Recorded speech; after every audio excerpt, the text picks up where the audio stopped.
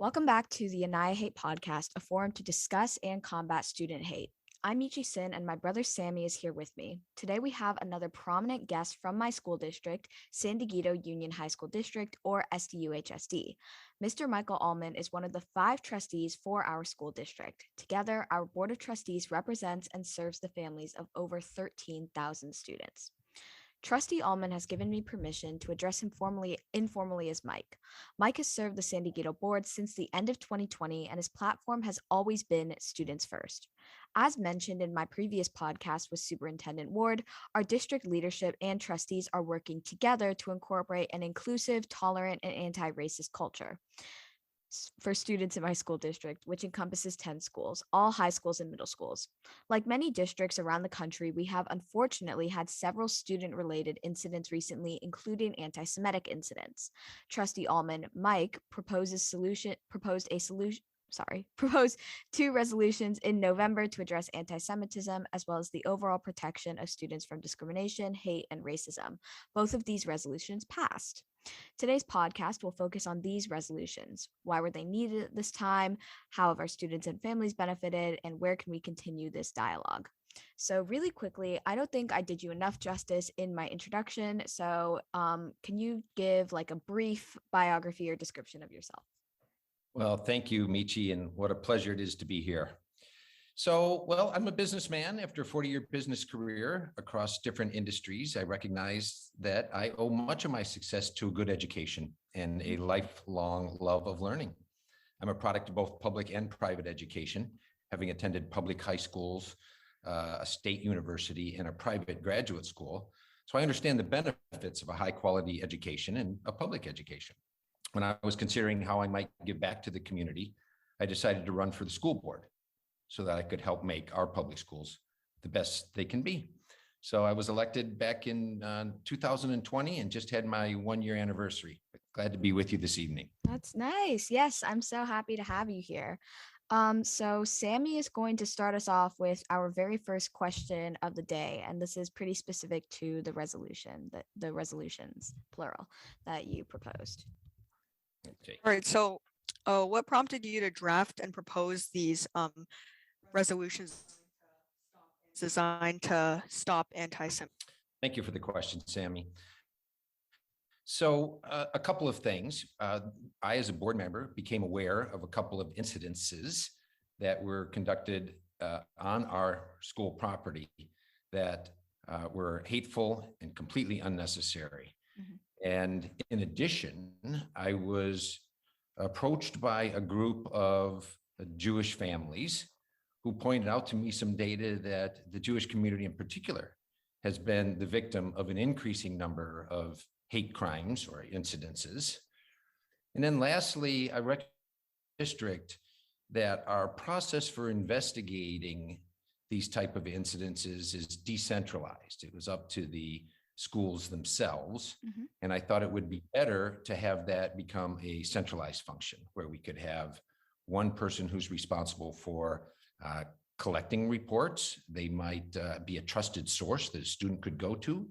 They would also investigate the incidences and recommend consequences, and also report data back to the board and to our community about how well we're doing in helping reduce these kinds of inappropriate incidences.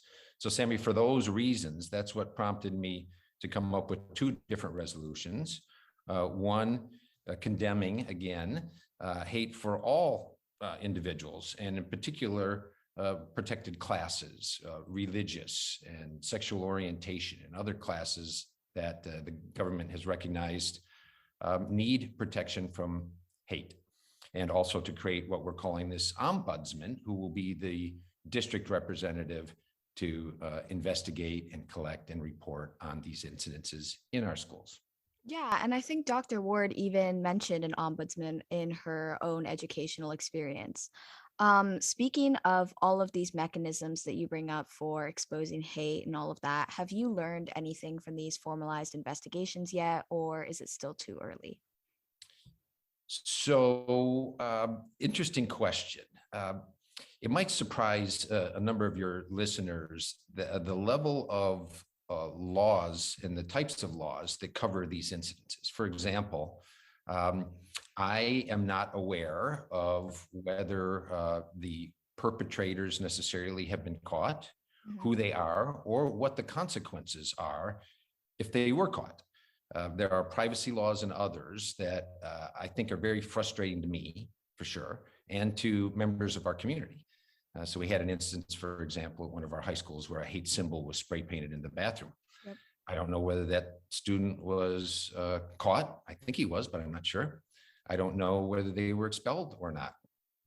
I've been told by our attorneys that the most direct communication we could give to our community, for example, we know who the student is, it's this person, and they were expelled, that it would be illegal for us to tell that to the community. I was surprised to learn that even if you didn't name the individual, if you just said there was an individual, we caught that person and they were expelled, apparently that's illegal as well. So it sponsored another resolution that I had passed that pointed out that we need to communicate with the community to the greatest extent allowed by the law. I think it's completely unsatisfactory for a member of the community who's used to seeing, for example, criminals found guilty and they know what the penalty is, or found innocent for that matter, and they know what happened and they know who it was, et cetera. Of course, here we're dealing with minors who are often under the age of 18, and some special circumstances come into play because of that, which makes it difficult to communicate as clearly and as forthcomingly as we hope we might. But that is certainly my objective in having that additional language to communicate to the greatest extent allowed by law. Definitely. I think that the law, especially like what you said, we're dealing with minors here, limits the amount of transparency that the district can have. Does that lack of transparency make it more difficult to enforce the message that intolerance and hate is not acceptable in our district? I do think it does. Yes, I think it does make it harder. We can come at the, and let me say, I am not an expert in this problem, but I hope that we will go through, and I expect that we will, as a district, do everything we can to try to minimize this. And that, I'm sure, is a multi-dimensional aspect to minimizing it. It starts with recognizing the problem. It starts with measuring the problem. We won't be able to improve something if we don't measure how well we're doing. But it also goes to some of the softer sides of education and being able to model good behavior inside our schools, so that when we see good behavior, it's rewarded. And when we see bad behavior, there are consequences. So yes, I do think part of that, and we could debate about how important it is, but part of the way for society to improve in this and other areas is to have examples of where people understand what consequences are. And I think that if the community broadly, say, knew that an individual was caught defacing school property with a hate symbol that's universally recognized as a hate symbol, that and the consequences were that they were expelled, and there were real life consequences that may affect your future or getting into college or what have you, that it's a big deal. That if we were able to do that does send a signal to the community that it's quite clear that we don't tolerate that, and there's meaningful and serious consequences. And I would hope that would have, and I expect it would have, an impact on some families to have discussions, and for some students or people who might otherwise have thought something, right? It's not as big a deal as it could be, or I'm just going to do it, to think twice and recognize that there are consequences for our actions.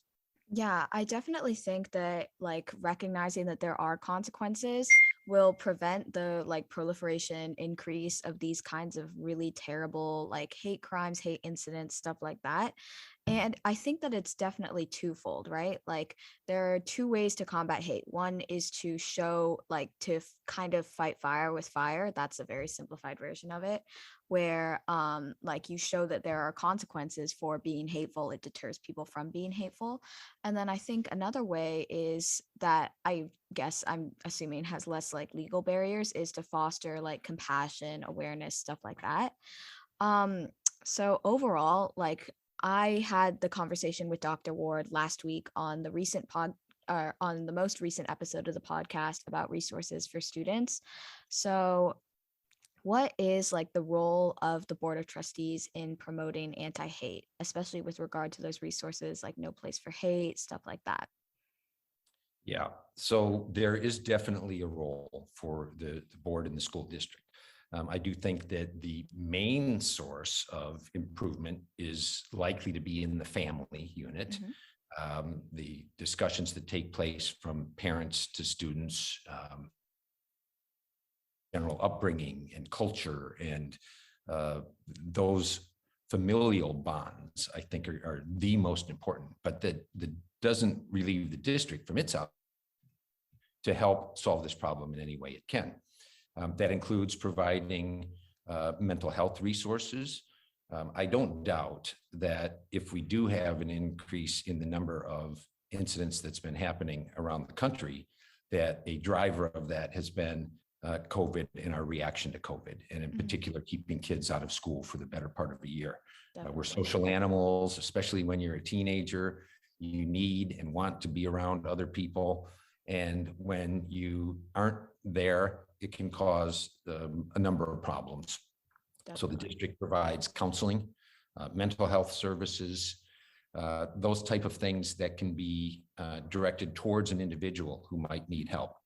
I think there's also, you mentioned, say, let's call it more formal programs where the district can adopt a best-in-class program that has been proven to improve this situation, whether it's through education, understanding our implicit biases, understanding about what types of words may or may not be acceptable to different groups of people. All of that kind of sensitivity and understanding, I think, can be taught and can be modeled. So, summarize: we have counseling offering. We're going to pick the best of breed of what can work for educating students. And we also have to, if you will, walk the walk. So we need to model the behavior at school that we want students to follow. So when we identify even, things that are way short of these bigger incidences of spray painting hateful words on the side of our high schools, things like being culturally insensitive, or using language that, although it doesn't rise to some of the words that we saw spray painted on the side of our high schools, it still could be offensive. And when we see that kind of stuff, correct it right away, make sure that people understand why it's offensive, and model better behavior. So we have a number of resources, but we've got a lot of work to do ahead of us. There's no doubt about that. Definitely. And then you brought up really briefly that ultimately, like, the district can do a lot and does do a lot to combat this problem, but a lot of the work is done within families. So what is the role of students and families? Yeah, so I think we have to recognize that school does some things well, but some things it doesn't do as well as other methods. We can teach English and history and math pretty well in school. I don't think school necessarily teaches you how to drive like they used to, or very well. There's other places that can do that.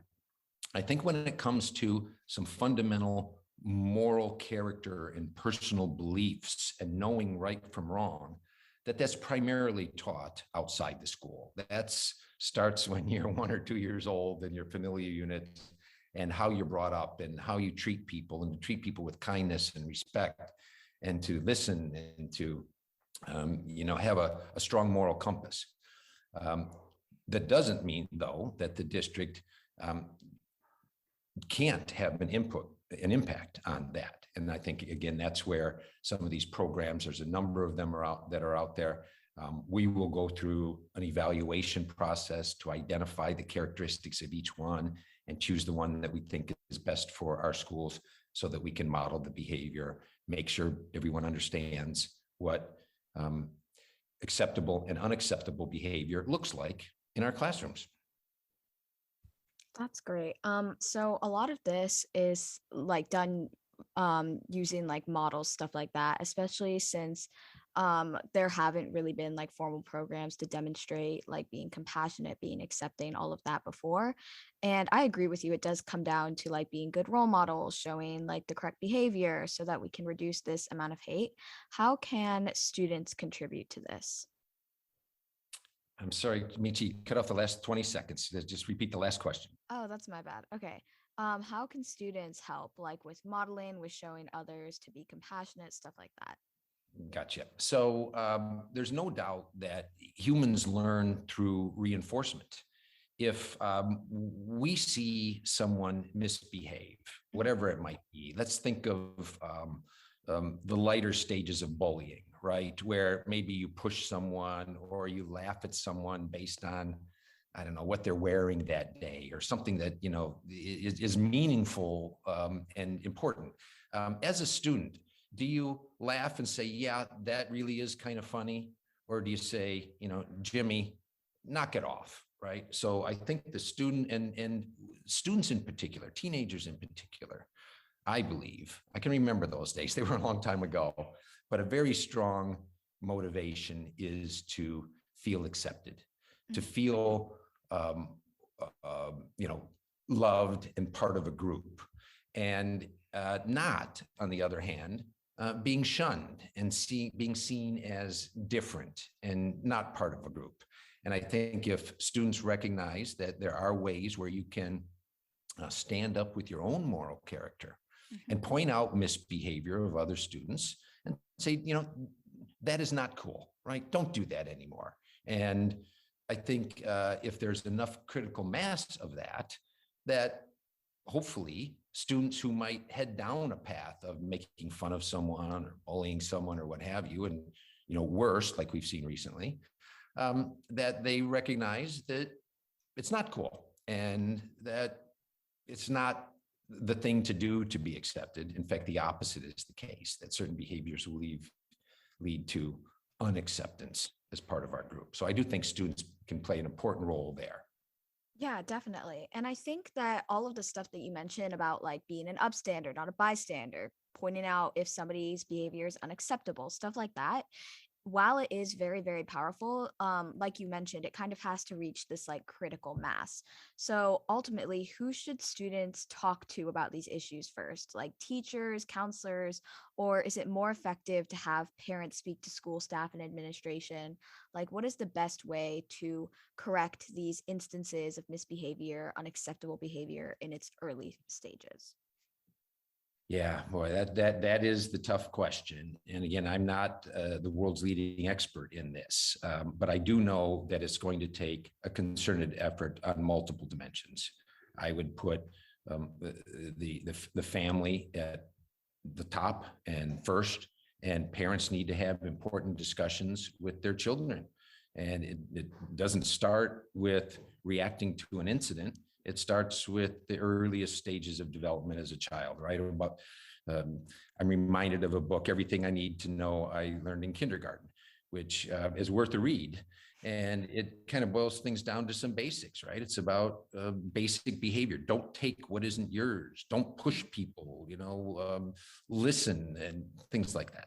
So I think that is probably at the top. But yeah, there are things that that we can do. So in our district, I think the preventative side will come from learning, again, some of the subtleties of what's acceptable and how even small slights can sometimes lead down a path of okaying behavior that then becomes, to use the word cultural, that it's okay to make fun of someone when in fact it's not. And that can be like a ball rolling downhill and gain momentum if you don't stop it. Once an incident happens, I think there's a lot more we can do. And that was my reasoning behind the creation of the ombudsman position. I want that to be, you can of course always go to a trusted adult. You can go to a counselor. You can go to a trusted teacher. You can go to your parents. I've had a number of conversations where parents have said, well, you know, I'm not sure that it's worth bringing this up. It's going to cause a stink. I don't know if it'll be confidential. I don't know if anything will be done about it.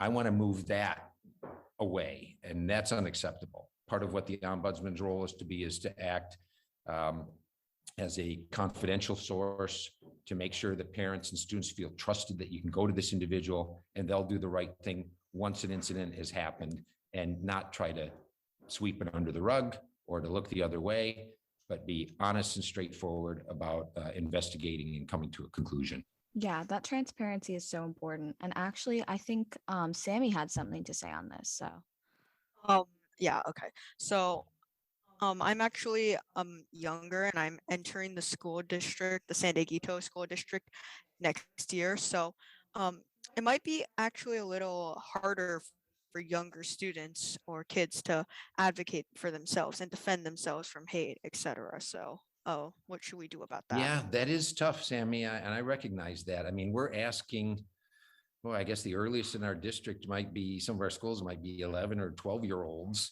to model behavior and show behavior that sometimes adults have trouble doing, right? Standing up for yourself and how to deal with bullying or other incidences. It's not easy, Sammy. And again, I don't have all the questions. I think, or answers. I think what we can do is try to create as best we can a nurturing environment so that you know that there are people that you can go to when there are problems and that they have your best interest in mind, whether that's one of your counselors, a trusted teacher, assistant principal, or your parents, someone who you can go to and say, listen, I didn't have a very good day today. Here's what happened. And someone who will listen and help you decide what can and should be done about it. Sometimes it's, best to take a lesson and think about how things might unfold differently. Other times it might be bringing it to the attention of someone who might want to conduct something more formal. definitely. And I think that Sammy brings up an interesting point. Like with younger kids, it's definitely more difficult for a sixth grader to report a hate incident versus like a senior in high school. So, what are the differences in kind of teaching anti-racism, specifically, I guess, anti-Semitism in this case, and correcting prejudices in elementary school versus middle school versus high school? Yeah, so I think we demand more of people more mature and the older they get. We understand that minors, I'm sure there's some people listening to your podcast who know a lot more about the brain development than I do, but my understanding is that some of our frontal cortex development isn't really set until early 20s or perhaps even later. So we recognize, and we see this in the law, et cetera. There's reasons why individuals under the age of 18 are held in some cases to a lower standard than adults. And we can't expect 8 and 10-year-olds to understand as well as 13-year-olds and 13-year-olds to understand as well as 17 or 18-year-olds. So I think we expect more of students and people as they get older. We have to have age appropriate policies and procedures all along the way. And what may be appropriate for a 7th and 8th grade middle schooler may be different than when we get into high school. Definitely. And then I feel like there's speaking of like different ways of talking about these issues, differences between different grades, stuff like that. Where is it most effective to teach about anti-racism or anti-Semitism, at home or at school? And I think you briefly mentioned this earlier, was like, I think so. Yeah. So fundamentally, I think it is at home. That is, they sometimes say the apple doesn't fall very far from the tree. And I think that we have learned some things, for example, that one of the largest determiners of your educational attainment is the education of your parents. That if that is a priority for your family, then it ends up being a priority for you. And I can speculate, again, I'm not an expert in any means, but I'm sure that in many cases, hate exhibited and misbehavior exhibited by students is not necessarily too far from the family. That I'm not, pointing fingers at anyone, but I do, to answer your question directly, I do think the most important way of teaching children right from wrong is at the familiar level. But it doesn't absolve the district from correcting misbehavior when we see it, and encouraging good behavior so that we can help make an influence on all of our students' lives as well. and most importantly, to make sure that everyone feels safe at school. No one should feel unsafe. By that, I know that's an overused term, but no one should be bullied at school. No one should be the brunt of inappropriate jokes at school or other hate sayings or actions. It's just inappropriate, and we should try to stop it. That means preventing it and having consequences for when it does happen. Definitely. And I think the stuff that you mentioned about being safe in school, that is incredibly important. And I think with regards to anti-Semitism, whether it's intentional or not, with things that have been happening in the district, I think there's, and correct me if I'm wrong, I think there's generally like two major categories that you can put anti-Semitic happenings into. One is like intentional hate incidents, like with the graffiti, that was a hate symbol. And then the other is just I don't want to say like casual, but it's definitely like unintentional actions that disproportionately affect Jewish people. Like, for example, standardized testing was scheduled during the Jewish high holidays. So how did this happen, and will there be measures put in place to prevent this from happening again? Yes. So the district dropped the ball on that one. We were insensitive to several different religious holidays, not just for the Jewish community, but other communities. And we need to do better at that. But you bring up a good point. And between intentional acts and unintentional acts throughout society, and especially in law.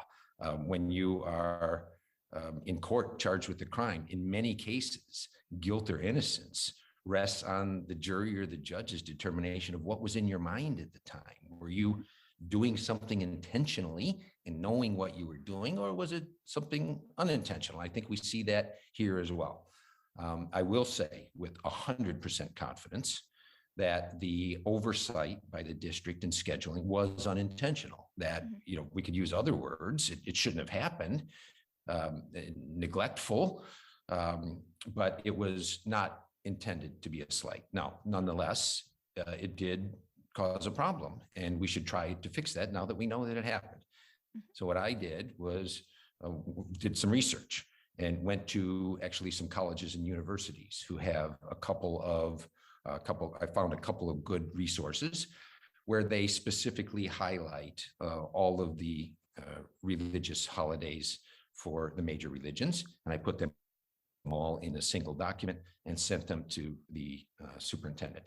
So now when we are doing everything from scheduling our board meetings to scheduling standardized tests, but also keeping conscious of other important deadlines, if you have a big paper due, or if there's some big project that's due, to make sure that you're sensitive. If it's on Yom Kippur, you should think about finding a different date to have that due. So I think we have it covered. I asked specifically, I think it was 2 meetings ago, when we looked at our board schedule, for example, when we're going to have our board meetings, if all of the major religious holidays were taken into consideration, and I was assured that they were. And I did my own spot check, and we will do better. It was an oversight, unintentional, no doubt, but we'll do better. Okay, that's great. I feel like that transparent. I'm so glad that these like unintentional oversights are like they can be corrected, and that the religious holidays can be integrated into the calendar. All in all, do you feel like the Jewish community has been particularly targeted, or have there been an increase in hate incidents against multiple groups? So it's my understanding that it is not only for the Jewish community. I understand, for example, 6 months ago, I saw a number of press reports that the Asian community was in particular seeing an increase in the number of hate incidents against them. I believe some people were speculating as a result of the fact that the coronavirus started in China. And that is, led some people to behave badly. But I also am told that the number of incidences against the Jewish community is up, and is up nationwide. And I'm not going to speculate on why, but boy, the dominant force has been, I guess I will speculate, the dominant force has been COVID. Mhm. You can't get through the first 4 minutes of a newscast without hearing about some impact of COVID. Yeah. So I think that's probably at the bottom of a lot of this. And for whatever reason, some people are reacting through discriminatory acts, Mhm. and we need to stop that. Definitely. And our district last year, so you talk about how one of the main causes behind this increase in hate across different groups is COVID. And I definitely agree. Like the alienation, the isolation, it can definitely lead to mental health problems, all of that. And our district last year was pretty affected by COVID. Like we were largely online for a lot of the year. So within our district specifically, has there been an increase in hate incidents? And about when did they start? So that's a real good question. And the answer is not going to satisfy you. It didn't satisfy me. I don't know. Now, you would think as a member of the board and one of 5 members of the ultimate governing authority of the district that I would know that. But the truth is, I don't know whether this school year we've had 2, 20, or 200 of these incidences, which is one of the reasons when I passed supported and ultimately was passed the ombudsman resolution, that part of their roles and responsibility is to collect the data. So again, if we don't measure things, what gets measured gets done. And if we don't measure, we're like in the dark. So we need to start reporting, at least if we can't go to what we talked about before, who, why, and what, we can at least report aggregate statistics Mhm. into important categories, whether they're hate or religious based or racial based or gender or other based or bullying for that matter. Mhm. Without measuring it, I don't know whether we're doing well or bad. So I can't tell you whether we had 2 or 20 incidences this year. I just don't Yeah, know. that's unfortunate. I think from a student's point of view, the district has overall been very good with transparency of the incidents that they do know about, which is very refreshing, and I'm very happy to see that. But you talked about how you didn't know if it was like 220 or 200 issues. Is there a specific reason for this kind of like not knowing how many? Is it like a lack of reporting from students, or is there any specific cause? I don't know.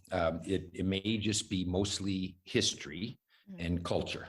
I would speculate that the history and culture of our district is to handle incidences confidentially where available. So if there's an issue, let's sort it out. But it doesn't have to be necessarily made public, right? If we catch a bully and they do something inappropriate and they're suspended, that's what happens. Do we need to tell the world that this happened? Well, maybe not in that individual case, but I think in particular, and I do want to make sure that you and your listeners understand my vision of the ombudsman, and it's being worked on right now. My understanding is that within the next few weeks, they'll have a good, tight job description that the public will be able to see. But it was for a specific set of misbehavior. It's those incidences that rise to a discrimination based on what the lawyers would call a protected class. So if it's race and religion and sexual orientation and ableism, there's a number of different areas of the law that said these classes of individuals deserve and are entitled to special protection. Mhm. That is what my vision of the ombudsman are. And in this case, because of the whole zeitgeist that we're living in, I think we do need to report at least the statistics, and we'll have to find the edge of how detailed we can get when it comes to specifics. And I know that there are privacy laws that we won't be able to be as specific as some might think is appropriate. But in this case, I think we do need to be much more open. And you've used the word transparency a few times. That's one of the tenets of my governance pyramid here, right at the bottom, that it's transparency and sunlight, I think generally helps a number of ills. So we need to be as open and transparent as we can, and not on the other side of the coin in any way trying to be opaque. Yeah, definitely. And then just going back to what you were saying about the ombudsman and how first the job description is going to be available to the public during this kind of reminds me of like the superintendent selection process. And I remember that families had the opportunity to provide input at town halls like during that specific process.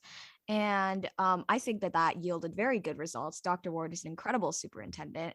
So, will families have the same opportunity to provide input for the ombudsman position? Because, it seems very important. Yeah, let me second your kudos for Dr. Ward. I think she's just fantastic, and I really look forward to working with her in the coming years. She has some very big ideas on how to make our district the best it can possibly be, and I'm talking world class. But I think she also has the capabilities and fortitude to see it through, and not just be ideas, but to make change happen for the better. So I agree that it's a miracle we got to find, like we did with Dr. Ward. Um, but yes, I don't think it will be parallel to the superintendent selection process. So I don't think we're going to have community meetings and things like that. But there are multiple ways for the public to engage and provide their opinion on anything that is relevant to the district. All of the district's business, with limited exception, like legal issues, is done in public. So we have to approve new policies at public board meetings. Agendas need to be published in advance. All materials and public records are available to any member of the public. Our email addresses are public. I give out my cell phone number. All of have public email addresses that you can reach out to. Also during public board meetings, that there's time for people to, lately because of COVID, it's been to call in to express their opinion, but they can always, once we get past this, traditionally you show up at a meeting and you can speak. So there's a number of ways for the public to weigh in, and it's important that we take their views into consideration before we make any decisions. Definitely. And a lot of the ways that you mentioned to weigh in on the ombudsman position, which are really important ways of like public outreach, stuff like that, would you say that these resources are also accessible for students, specifically to report hate incidents or instances of discrimination? So reporting, yeah. So the ombudsman for students, absolutely. It's my vision that this individual who is the ombudsman is someone who will, over time, I know it will take some time, but will earn the trust of the community. And that's everyone. That's the students, the staff, the teachers, the administration, and the public and families, that they have your student's best interest in mind, and that they're your advocate. They will be as confidential as they can be. They will make sure that they do everything to, if you will, make it right. So I hope that over time, and I fully expect that it's a requirement of this individual, that they earn that trust. So look, it's been a while since I'm 14 years old, but I can understand that a bullying type of incident could show up, and as a victim of that, you just don't know what to do. Do you just take it and hope it goes away? Do you stand up and fight? Do you reach out to your parents? The parents might not know what to do. I want to end up in a situation as quickly as possible where students feel comfortable enough to have a discussion with the ombudsman. And the outcome would be what it would be. Maybe after a discussion, that there is an understanding that something could take place that is, short of an investigation. Like, we can make up a hypothetical, but, it's, well, maybe have you tried this or that? There's different techniques, right? But certainly if it gets to a point where a student doesn't feel comfortable for whatever reason, and I don't know what to do, I want them to be able to go to the ombudsman, have their best interest in mind. And if that means that the student wants to, or they jointly think that, some hate committed, then absolutely we have to treat that with a high level of confidentiality and professionalism and do what we have to do to make it as right as we can make it. Definitely. And I think that despite the increase in hate incidents, like looking at the silver lining, the ombudsman is one of the better, if not the best thing to come out of this, because it's a great resource for students. And I'm pretty sure Sammy had a question about this. So Okay, hateful incidents are obviously sad for all of us, but as a trustee, what has given you hope that we will be better in the future? Well, I think the hope comes from the fact that we're having this conversation and other similar kinds of conversations. I would have less hope if it was treated as a one-off incident that we can just kind of handle confidentially and move on. I think the fact that we've recognized that this is an issue and that it appears to be increasing in scope, that we need to do something. So that's what gives me confidence that if we put our minds to it, I think we can accomplish a lot in many different dimensions. And this is one of them. Knowing that we have a problem, we can attack it, and I'm confident we will do better. definitely. And ultimately, I think, like you mentioned, having conversations like these are very, very valuable. And ultimately, our main takeaways here first, like you said, identifying the problem. Hate, racism, discrimination, bullying, anti-Semitism have been problems in our district, and maybe especially this year because of COVID, online learning, and the alienation that came with us, or that came with that. And then, fortunately, it's being addressed at multiple levels by multiple stakeholders, including trustees such as yourself, Superintendent Ward, our amazing teachers and staff members, students and families, and eventually the ombudsman. And the change that we need to make here is neither easy nor quick, and it requires a lot of open dialogue like we're having right now. And Annihihate is very passionate about facilitating these conversations and sharing stories from our community that can help others. So thank you so much, Mike, for taking the time to do exactly that. And thank you for the work that you do for our district. I really, really appreciate it. Oh, you're so welcome, Michi and Sammy, and it was a pleasure to be with you both today.